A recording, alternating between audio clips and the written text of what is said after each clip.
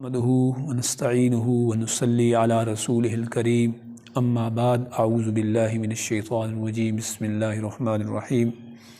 ومن یقتل مؤمنا متعمدا فجزاؤہ جہنم خالدا فیہا وغضب اللہ علیہ ولعنہ وأعد له عذابا عظیما صدق اللہ العظیم۔ آج کا جو ہمارا سبق ہے، یہاں سے امت کے اندر ایک نئے فرقے کا آغاز ہوا جس کو ہم کہتے ہیں معتزلہ۔ اور معتزلہ کا اس آیت کے حوالے سے، اس آیت سے انہوں نے یہ دلیل پکڑی کہ کبیرہ گناہ کا مرتکب جو ہوتا ہے وہ ہمیشہ کے لیے جہنم میں جائے گا اور اس کی واپسی نہیں ہوگی، کیونکہ یہاں پہ یہی فرمایا گیا ہے کہ وَمَن يَقْتُلْ مُؤْمِنًا مُتَعَمِّدًا، کہ جس کسی نے کسی مومن کو جان بوجھ کر قتل کر دیا، فَجَزَاؤُهُ جَهَنَّمُ، تو اس کی جزا جو ہے، اس کی جو سزا ہے وہ جہنم ہے، خالداً فیہا، وہ اس میں ہمیشہ رہے گا۔ تو ہمارا اہل سنت والجماعت، جس میں ہمارا شافعی بھی اہل سنت والجماعت ہیں، مالکی ہیں، حنبلی ہیں، حنفی ہیں ان کا یہ اس حوالے سے یہ جو ان کی دلیل ہے یہ کافی مضبوط ہے۔ اس آیت کے حوالے سے اگر ہم دیکھتے ہیں معتزلہ کی، وہ کہتے ہیں کہ قرآن پاک کی یہ آیت اس بات پر دلیل ہے کہ جو شخص بھی کبیرہ گناہ کا مرتکب کرے گا وہ ہمیشہ کے لیے جہنم میں رہے گا، اور وہ جو دلیل دیتے ہیں قرآن پاک کی اس آیت کو دلیل بناتے ہیں، کیونکہ یہاں پہ یہ کہا گیا ہے فَجَزَاؤُهُ جَهَنَّمُ خَالِدًا فِيهَا، کہ اس کو ہمیشہ کے لیے جہنم میں ڈال دیا جائے گا۔ وغضب اللہ علیہ ولعنہ، اس پر اللہ کا غضب بھی ہوگا، اللہ کی لعنت بھی ہوگی، وأعد له عذابا عظیما، اللہ فرما رہے ہم نے اس کے لیے بڑا سخت عذاب تیار کر رکھا ہے۔ تو اس سے جو معتزلہ کا موقف ہے کبیرہ گناہ کے مرتکب لوگوں کے حوالے سے کہ وہ ہمیشہ کے لیے چاہے مومن ہوں گے مسلمان ہوں گے، اس کو یعنی وہ قوی ہوتا ہے، وہ مضبوط ہوتا ہے۔ لیکن آج ہم دیکھیں گے کہ اس کو ہمارے اہل سنت والجماعت، جس کو ہم امام شافعی ہے، امام مالک ہیں، امام احمد بن حنبل ہیں اور امام ابو حنیفہ ہیں، ان کا کیا موقف ہے اس آیت کے حوالے سے، یعنی اس اشکال کو یا ان کے سوال کا کیا جواب ہے۔ سب سے پہلے یہ ہے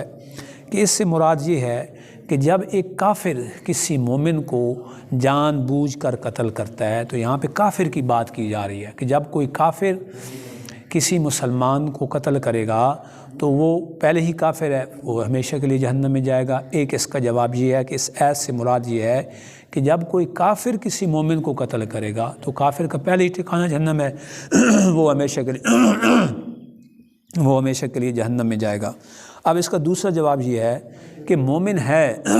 لیکن وہ قتل کو جائز سمجھتا ہے، یعنی وہ کہتا ہے کہ قتل کرنا کوئی گناہ نہیں ہے، یعنی قتل کو اس نے جائز قرار دیا ہے، اللہ کے حرام کردہ چیز کو اس نے حلال قرار دیا ہے، تو وہ کفر کا مرتکب ہو گیا ہے، کیونکہ اس پر امت کا اجماع ہے کہ اللہ کی حرام کردہ چیزوں کو حلال قرار دینا یا حلال کردہ چیزوں کو حرام قرار دینا، اس سے بندہ کافر ہو جاتا ہے۔ تو مومن ہے لیکن وہ قتل کرنے کو جائز سمجھنے لگ گیا۔ ایک تو ہے کہ غلطی سے اس نے قتل کر دیا، ایک یہ ہے کہ وہ جائز سمجھتا ہے کہ قتل کرنا گناہ بھی نہیں ہے۔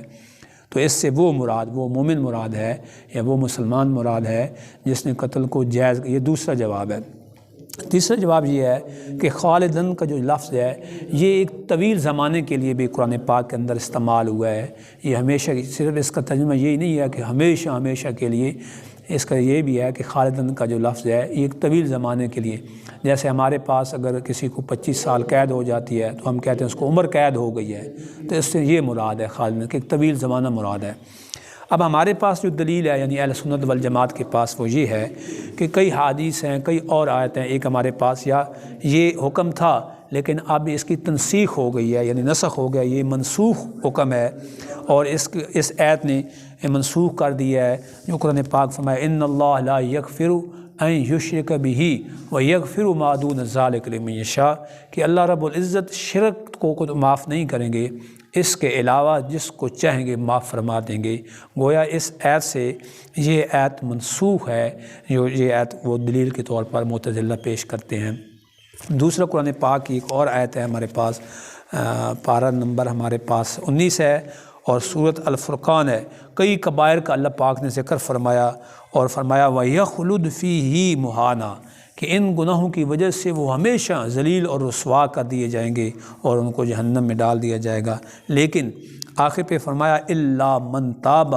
وَآمَنَ وَعَمِلَ عَمَلًا صَالِحًا، مگر جس نے رجوع کر لیا، توبہ کر لی، ایمان لایا، نیک اعمال کیے، وہ اس سزا سے بچ جائے گا۔ تو یہ ان کے اس اشکال کا یا ان کا جو اس بارے میں ایک موقف ہے معتزلہ کا کہ جو بندہ ایک دفعہ کبیرہ گناہ